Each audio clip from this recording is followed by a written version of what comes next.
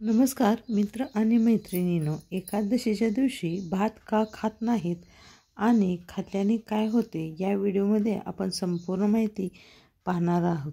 त्या पाठीमागं कोणते शास्त्रीय कारण आहे या व्हिडिओमध्ये आपण जाणून घेऊया. तत्पूर्वी तुम्ही या चॅनलवरती नवीन असाल तर बेल आयकॉनची घंटी दाबा, जेणेकरून आम्ही जे व्हिडिओ पाठवेन ते सर्वात आधी तुमच्यापर्यंत पोहोचतील. आणि आमच्या चॅनलला सबस्क्राईब करा. असेच नवनवीन व्हिडिओ पाहण्यासाठी लाईक करा, शेअर करा, सबस्क्राईब करा. चला तर व्हिडिओला सुरुवात करूया. हिंदू पुराणानुसार एकादशीच्या दिवशी भगवान विष्णूच्या अवतारांची पूजा केली जाते. या दिवशी मनोभावे पूजा केल्याने मोक्षप्राप्ती देखील होते आणि आपल्या काही इच्छा असतील तर त्या पूर्ण होतात. यासाठी हा दिवस अतिशय शुभ आहे. आपण या दिवशी उपवास करतो, व्रत करतो, काही उपाय करतो आणि तसेच हजारो वर्षापूर्वी यज्ञसुद्धा केले जायचे. पुण्यप्राप्ती मिळते. तितकेच या दिवशी दान केल्याने आपल्या इच्छा देखील पूर्ण होतात. या दिवशी सात्विक आहार घेतला जातो.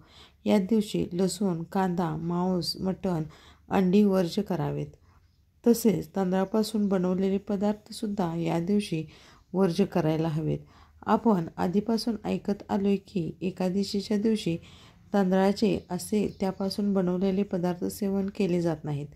मात्र तुम्हाला यामागचे कारण माहिती आहे का?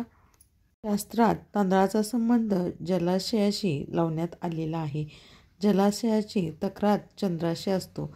5 इंद्रिये आणि 5 कर्मेंद्रिये यांच्यावर मनाचा अधिकार असतो. मन आणि सफेद रंगाचा स्वामी चंद्र आहे.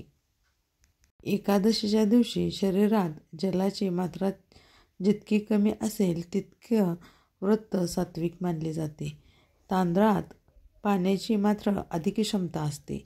जलावर चंद्राचा प्रभाव असतो. त्यामुळे भात खाल्ल्याने शरीरात पाण्याची मात्रता वाढते. यामुळे मन अधिक चंचल अथवा विचलित होऊ शकते. यामुळे व्रतामुळे अडथळे येऊ नयेत किंवा मनामध्ये कोणती भीती असते. एकादशीचे व्रत करताना मन निग्रही असणे आणि सात्विक स्वभाव असणे खूप गरजेचे आहे. म्हणून एकादशीच्या दिवशी आपण भात खात नाही.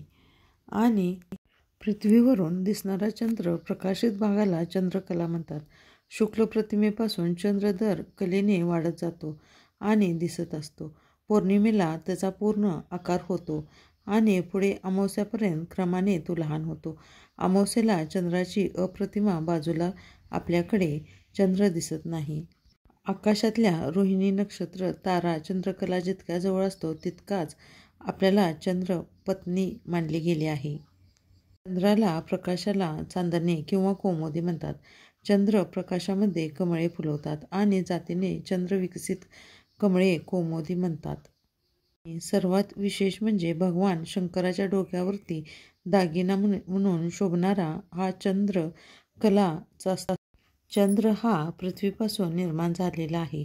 म्हणून आपण एकादशीच्या दिवशी जर तांदूळ खाल्ले असता, भात खाल्ले असता त्याचा परिणाम आपल्यावरती होतो. म्हणून चंद्र हा तांदळाचा प्रतीक असल्यामुळे आपण एकादशीच्या दिवशी भात खाऊ नये. पांढरे पदार्थ वर्ज्य करावेत.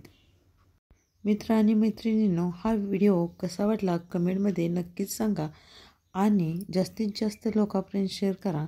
आणि हा व्हिडिओ संपूर्ण ऐकल्याबद्दल मनापासून धन्यवाद.